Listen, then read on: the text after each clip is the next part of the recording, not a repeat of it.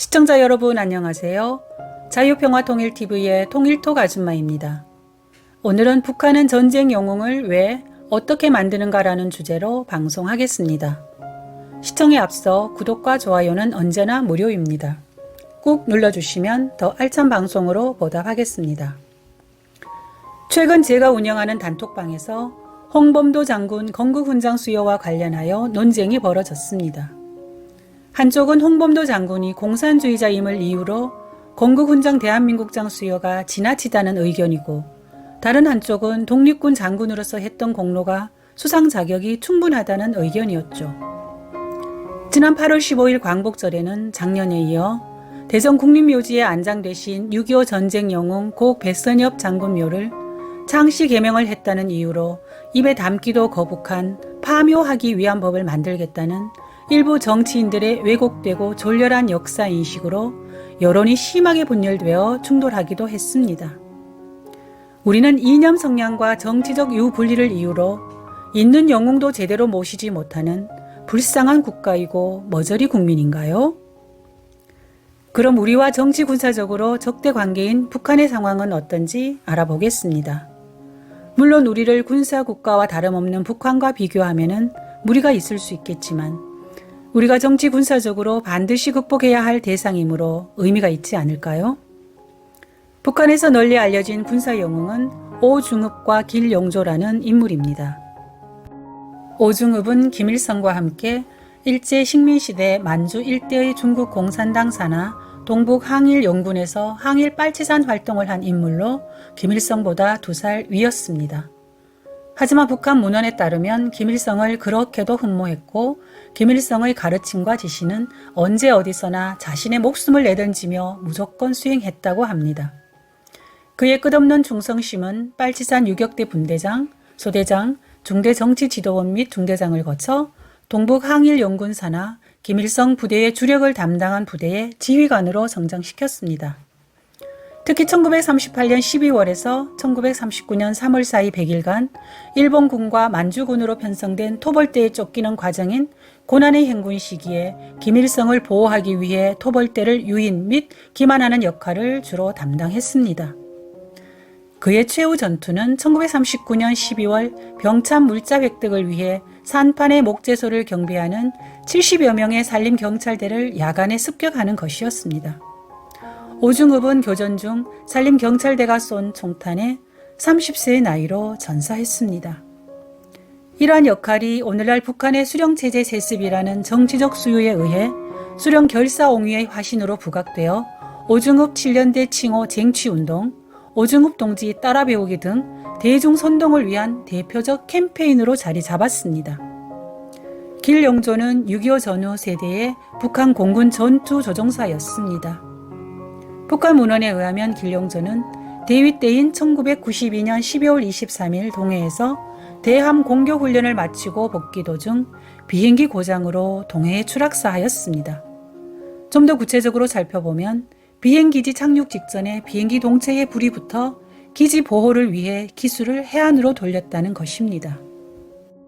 비행 중 산기슭에 비행기를 추락시키고 자신은 탈출할 기회가 있었으나 그 산에 김정일이 자주 방문하는 부대가 있었고, 그는 당시 김정일이 그 부대를 방문했을 것으로 생각하고 김정일의 안위를 위해 다시 동해로 비행하다 탈출 기회를 놓쳐 기체와 함께 동해에 추락사했다는 내용입니다. 북한은 길영조의 이런 행위를 미화하여 그를 자폭용사, 자폭정신으로 최고사령부를 사수한 진짜 영웅으로 만들었습니다. 그럼 북한은 왜 어떻게 전쟁 영웅을 만드는지를 알아보겠습니다. 먼저 전쟁 영웅을 만드는 궁극적인 목적을 살펴볼까요?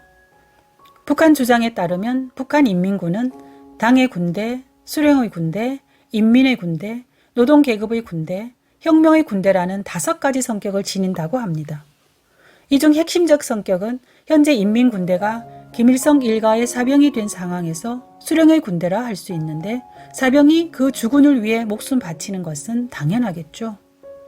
특히 김정일은 공산권 붕괴와 김일성 사망에 이어 자연재해로 인한 극심한 경제난 등 당면한 난국 돌파를 위해 고난의 행군을 선포한 1996년 1월에 오중읍 7년대 칭호 쟁취운동을 발휘하고 인민군을 남국 돌파의 선봉에 세우는 캠페인을 시작했습니다.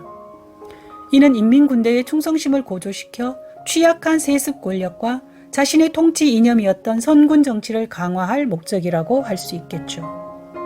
김정은 역시 집권 초기 4년간 오중흡 7년대 칭호를 수여받은 30여 개의 군부대를 방문하고 오중흡 7년대 칭호 쟁취운동에서 새로운 전환을 일으켜 모든 부대들을 항일의 7년대로 만들며 인민군대를 앞세워 당과 혁명을 보위하고 최후 승리를 앞당기자고 강조하는 등 취약한 세습 권력 공고하에 애를 쓴 바 있죠.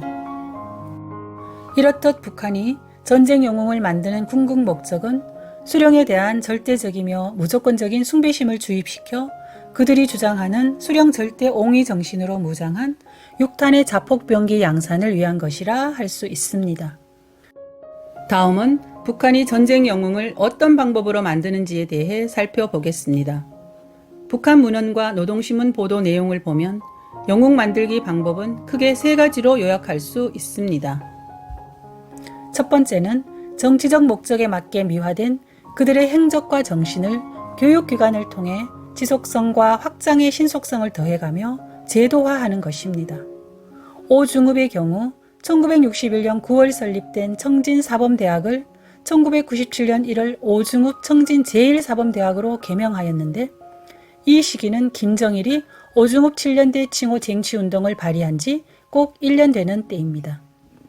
길영조의 경우도 1977년 2월 1일 설립된 평양시 중화군 소재 초연고등중학교를 1994년 5월 13일 길영조 고등중학교로 개칭하였다가 2002년 8월 22일 길영조 중학교로 변경하였습니다. 이 외에도 북한에는 6.25 전쟁 당시 인민군 전선사령관으로 전사한 김책의 이름을 딴 김책공업종합대학과 6.25 전쟁 당시 인민군 총참모장을 지낸 강건의 이름을 딴 강건대학 등이 있습니다. 두 번째는 전쟁 영웅의 일대기를 다룬 소설 및 영화를 제작하여 일반 주민들에게 그들의 삶을 본받게 하는 것입니다. 오중흡의 경우 그의 무용담을 담은 수령 결사 옹위의 한길에서 라는 소설과 형제들의 활동상을 다룬 영화 유격대의 오형제가 있습니다. 길영조의 경우도 그의 일대기와 비행사고 당시를 소상히 담은 붉은 참매라는 소설이 있습니다. 세 번째는 전쟁 영웅이 된 당사자와 유족들에 대한 최대의 예우와 보훈을 통한 지속적인 전쟁 영웅 양산을 꾀하고 있습니다. 오중흡 7년대 칭호 쟁취운동은 인민군 6회 공군 전 제대를 대상으로 하는 캠페인이며 길영조의 경우는 순직 당시 대위로 비행 중대장 직책이었지만 그가 당시 소속했던 부대는 길영조 영웅 추격기 연대로 명명된 것입니다. 또한 김정일은 오중흡의 여동생인 오길순에게 70돌 기념상을 전달하였고 김정은은 길영조의 아들 기룬대위가 소속된 공군부대를 찾아 그를 안아 격려하며 선글라스를 선물하는 등 특별한 배려를 해주었지요. 지구상의 어떤 나라건 국가를 위해 헌신한 전쟁 영웅들에 대한 예우는 그 국가의 지속성을 담보하기 위한 기본 정책으로 추진하고 있습니다. 이런 확고한 제도적 장치와 국민의 높은 보훈 의지가 함께할 때 국가 위기 상황에서 위국 헌신의 정신은 가장 높게 발로될 것입니다. 최근 홍범도 장군의 훈장 추서 문제와 백선엽 대장의 국립현충원 안장 관련 문제로 국론이 분열되는 것을 보고 저는 마음이 참 무거웠습니다. 시청자 여러분들은 어떠하셨는지요? 시청해 주셔서 감사합니다. 이상 자유평화통일TV의 통일톡 아줌마였습니다. 감사합니다.